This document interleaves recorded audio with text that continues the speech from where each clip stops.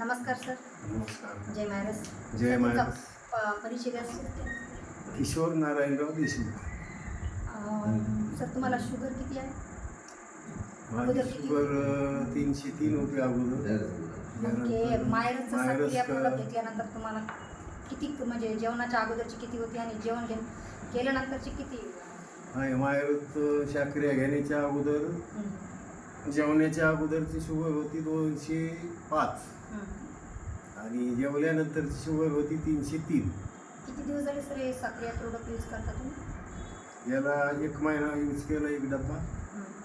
1 महिन्यामध्ये तपासणीनंतर केली तर जेवल्यानंतरची शुगर 146 आली आणि जेवण्याच्या अगोदरची शुगर 122 आली.